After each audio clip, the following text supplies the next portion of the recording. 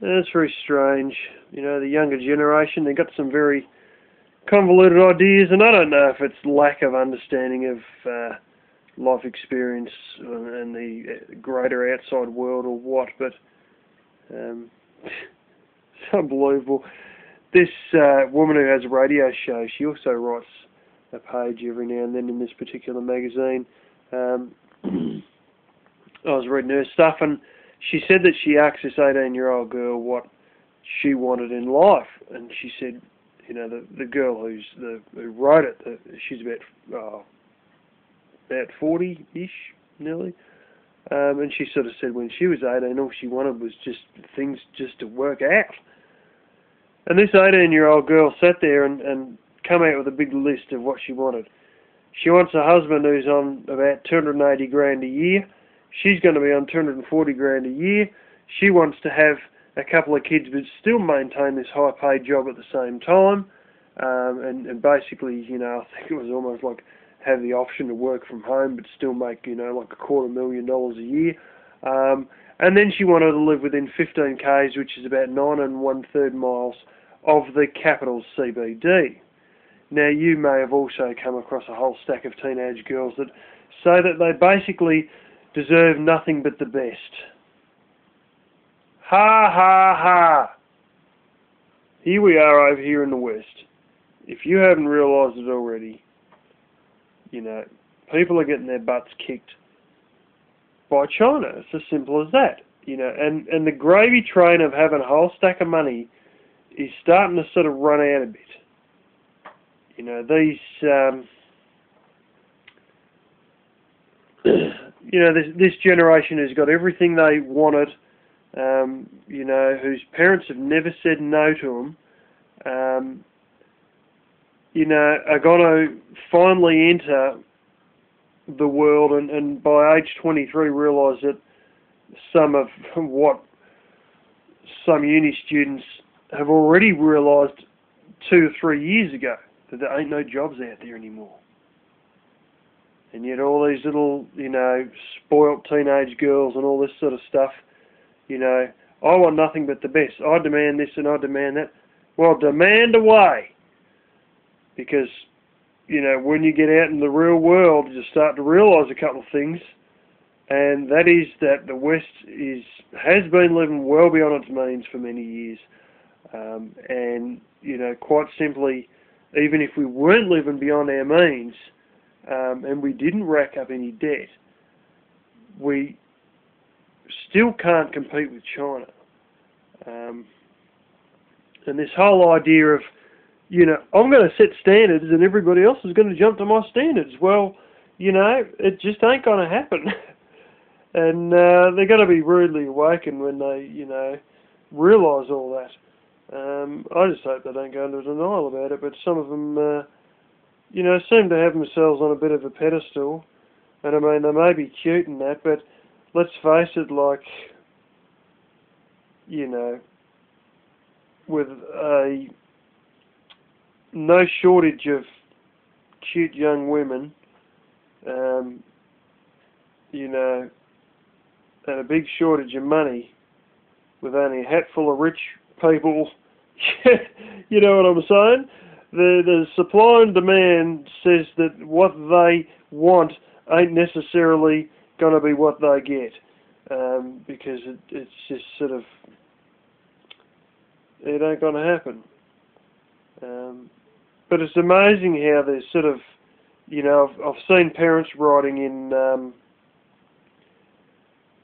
you know, letters to the editor and this and that, that these shops shouldn't sell these little padded bras because I don't want my 4-year-old daughter to have a tantrum when I don't buy her this stuff.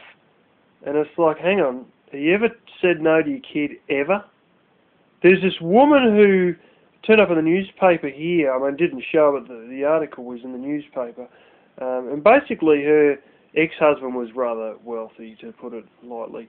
And he was on like $4,000 or $5,000 a week income. And she had 2 teenage sons.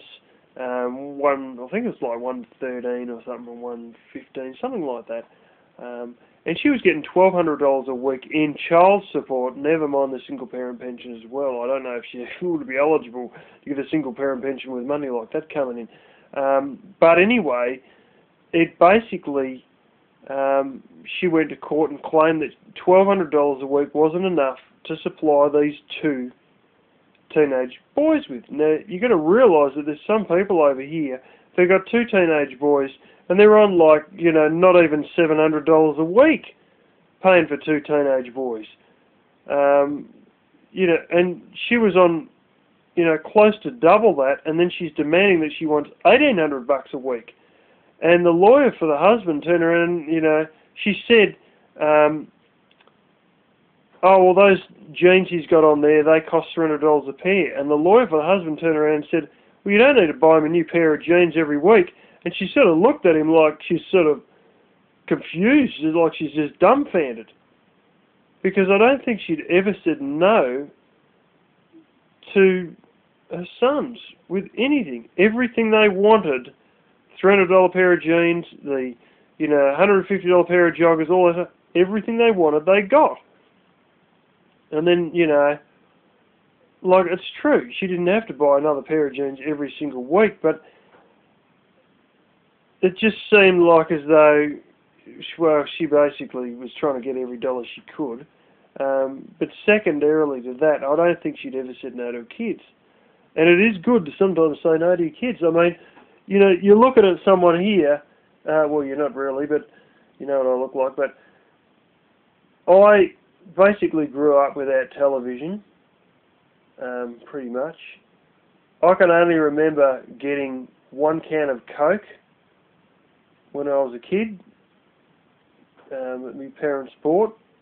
Basically, every time I said I wanted something or whatever, the answer was pretty much no. Almost guaranteed, And with all this, you sort of learn a little bit about how hard it is to get things, that things don't just fall out the damn sky. But all this generation that just have never had the word no put to them, it's just, they've been brought up by their parents in a way that's going to make it very hard for them when the reality does hit. When all the little snooty demands suddenly aren't met because they can't be met. So, they're sort of, I hate to say it, but we're breeding a nation of, and I see it a bit here. I see it a lot with richer areas in the United States, but there's plenty of them here too, and particularly plenty in London and stuff like that as well. Quite a lot. I've even come across or heard of from my sister French exchange students. I might as well tell you, this one girl that was at my sister's school as an exchange student. My sister found it bizarre because she didn't know how to use pegs, but over there they must use clothes dryers all the time. Anyway, didn't know how to boil eggs, make a sandwich, do anything. And basically her father was an Air France pilot, and her mother never worked. She just shopped all the time and went out and done whatever she wanted to all the time. And of course the daughter had been sort of brought up with a similar sort of a thing, but like, are we breeding a whole generation of trumped up little sooks who demand what they want? And you got to realise that although these may be your babies or whatever, there's gonna be a day where they've got to stand on their own 2 feet, when they're gonna have to be independent. And they may have to suck it up monetarily and end up, like me, living off grid. Having to, build a lot of these things myself and whatnot. And, although I've copped it sort of easier in the way of it being family land and all that business. But, could you imagine those girls who sort of got everything they wanted, always given to them, out there chopping wood? You know, could you seriously imagine them cooking their own stuff on a wood stove? You know, living in some tiny little joint. You know what I'm saying? They've been brought up with the mentality that money just gushes out of flaming, you know, out like a fountain, like a blooming oil well out of the blooming Beverly Hillbillies or something, you know.